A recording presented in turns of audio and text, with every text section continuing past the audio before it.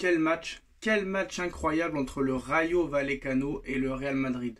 Alors je m'excuse déjà pour la voix, malade comme un chien. Mais malgré que je sois malade, je continue à faire les vidéos.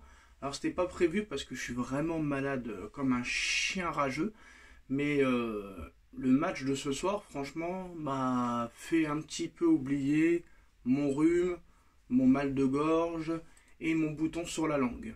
Comme quoi, des fois, c'est possible. Malheureusement, chasser le naturel, il revient au galop, le match se termine et tu repenses à tes problématiques.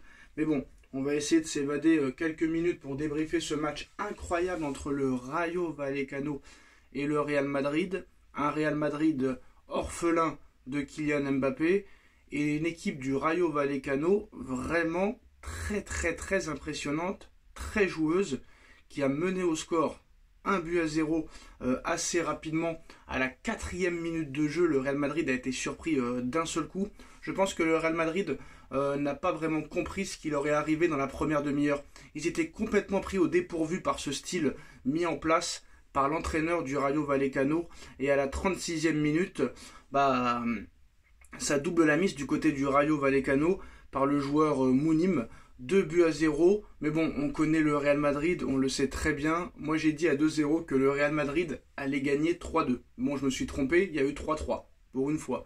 Même si à la fin, quand tu vois le nombre d'arrêts de jeu, le nombre de minutes d'arrêt de jeu, tu as envie de te dire, l'arbitre est-il commandité par la Liga espagnole pour tout faire pour que le Real gagne? Parce que 6 minutes d'arrêt de jeu quand même, je vois pas où tu les vois les 6 minutes. 4 minutes je veux bien, mais 6 minutes ça me paraissait beaucoup. Déjà j'ai beaucoup aimé cette équipe du Rayo Vallecano. Et il y a une équipe que j'ai aimé chez eux, c'est Le Jeune. Vraiment très bon. Du côté du Real Madrid, j'ai beaucoup aimé la performance de Bellingham, mais pour une fois aussi de Rodrigo. Rodrigo dans les dribbles, dans les tentatives et tout ça, il a été très bon. Mais Bellingham, quel joueur, hein. Mais Rodrigo, franchement, très fort. Ce soir, très bon. Et pour moi, honnêtement, Rodrigo n'a rien à envier à Kylian Mbappé. Je dis la vérité. C'est clair, c'est net, c'est précis. Alors, honnêtement, c'était un match avec beaucoup de suspense, beaucoup de retournements de situation, beaucoup de rebondissements. Et ça, réellement, ça fait longtemps qu'on n'a pas vu ça. On a vu des bons matchs aujourd'hui, hein. Franchement, c'était un samedi où pour une fois, on a vu de très bons matchs. Un Liverpool-Fulham, 2 buts partout, très bon. Un Marseille-Lille, au niveau de l'intensité, on n'aurait pas dit que c'était un match de Ligue 1 but partout. Et ce soir, ce match assez exceptionnel entre le Rayo Vallecano et le Real Madrid. Alors comme vous le savez, le match était sur Beansport. Alors le coach Inigo Pérez du Rayo Vallecano a choisi une formation en 4-4-2, alors que Carlo Ancelotti lui aussi a joué en 4-4-2, excusez-moi, 4-4-2, avec quand même des surprises, hein, comme Güler devant, Brahim Diaz et Rodrigo. Voilà. Même si Vinicius est revenu, on s'attendait à ce que Vinicius soit titulaire, mais il n'en était rien. Donc voilà, honnêtement, très bon match. Et cette équipe du Real Madrid qui est toujours aussi dangereuse et qui n'est jamais battue.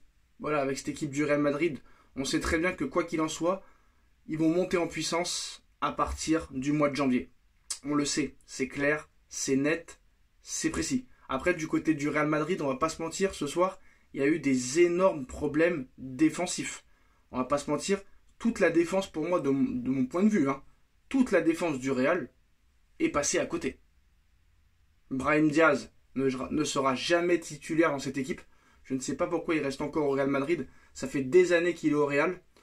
Après, j'ai pas compris exactement ce qu'a voulu faire Ancelotti. Jouer en 4-4-2 avec Bellingham à gauche. Alors je veux bien que Jude Bellingham soit un joueur exceptionnel, que ça peut être l'homme à tout faire, qui peut jouer numéro 9, qui peut jouer numéro 10, qui peut jouer numéro 8, qui peut jouer numéro 7, numéro 6. Mais de là à mettre arrière gauche, et en plus il a assumé, hein, vu qu'il a marqué. Mais non, Bellingham à gauche, ça ne peut pas fonctionner. Fran Garcia, très limité à gauche. Très limité à gauche, rien à voir avec Mendy et Carvajal. Faut pas oublier que le Real Madrid est quand même orphelin de Mendy et de Carvajal. Tchouaméni dans l'axe, pour moi, ça le fait pas, ça n'est pas efficace. Moi, je veux bien que Pérez fasse des économies, etc., que c'est le plus grand club du monde, que c'est le plus grand président du monde. Mais si tu vas avoir une chance, quand même, en Ligue des Champions, parce que le Real a prétention tous les ans de gagner la Champions League, c'est pas avec cette défense-là que tu peux la gagner quand même, hein, parce que là, ça risque quand même compliqué. Pour moi, le Barça est supérieur, Liverpool est supérieur, mais bon, avec le Real Madrid, vous savez très bien que c'est les spécialistes de la Ligue des Champions, mais Rudiger, Tchouaméni, ça ne fonctionne pas. Brahim à droite, non. Bellingham à gauche, non. Non, pour moi, Ancelotti s'est complètement gouré sur sa composition d'équipe. Voilà, on va pas se mentir, c'était n'importe quoi. N'importe quoi. Voilà, je n'ai pas compris. Vinicius, pour moi, est rentré bien trop tard. Pour moi, Vinicius aurait dû rentrer à la mi-temps. Donc je ne sais pas ce qu'il a fait. Il n'y a pas de Ligue des Champions. Hendrick, encore une fois, est rentré trop tard. Je suis désolé, t'as rien à perdre.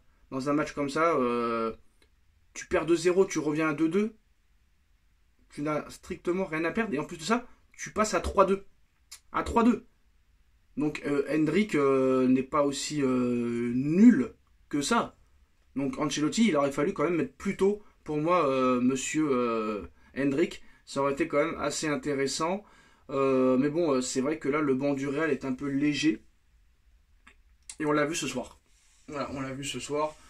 Malgré que Lottin n'est pas en grande forme, bah Lottin c'est supérieur à Arda Güler, je vais pas vous mentir. Vinicius c'est supérieur à Brahim Diaz, ça je vous apprends rien. Donc voilà, alors pour moi le Real Madrid est un petit peu dépendant de ces joueurs offensifs là. C'est-à-dire que quand Vinicius va revenir titulaire, c'est sûr qu'on n'est pas prêt de revoir Brahim Diaz.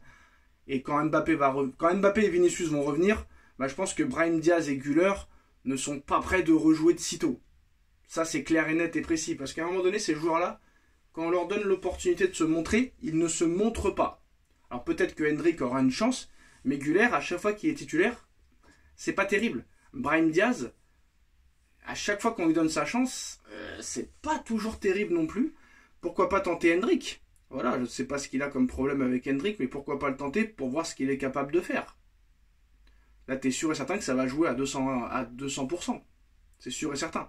Donc voilà. En tout cas, la compo d'équipe de Ancelotti a été catastrophique ce soir. Quand Vinicius n'est pas là, c'est vrai que c'est plus la même chose. Lottin, dans ce genre de match contre le Rayo Vallecano qui est 13ème, c'est sûr qu'il peut t'en planter un ou deux. Après, contre les grosses équipes, c'est autre chose. Fran Garcia, on voit qu'il manque de compétition. Tchouaméni, il n'est pas à l'aise dans l'axe du tout. Déjà qu'il a du mal au milieu de terrain, son poste de prédilection. Vasquez aussi a eu beaucoup de mal. Modric, avec tout le respect que j'ai pour son immense carrière, bah, il commence un peu à se faire vieux. Et quand on voit l'intensité qu'a mis un petit peu, surtout en première mi-temps, le Rayo Vallecano, bah, on voit que Modric il commence à perdre pied. Diaz, bah, il joue pas assez pour prouver qu'il peut être régulier. Güler n'a pas su faire des bonnes choses réellement. Rodrigo a été très fort, Bellingham a été bon, et heureusement que ce soir Rodrigo, Valverde qui a été buteur et Bellingham sont là. Sinon je pense qu'il y aurait eu une défaite du Real Madrid, excusez-moi. Donc voilà les gars, excusez-moi. Match nul entre le Rayo Vallecano et le Real Madrid, 3 buts partout. Le Barça aura l'occasion de prendre le large demain pour cette Liga. Dites-moi en commentaire ce que vous en pensez. À très vite.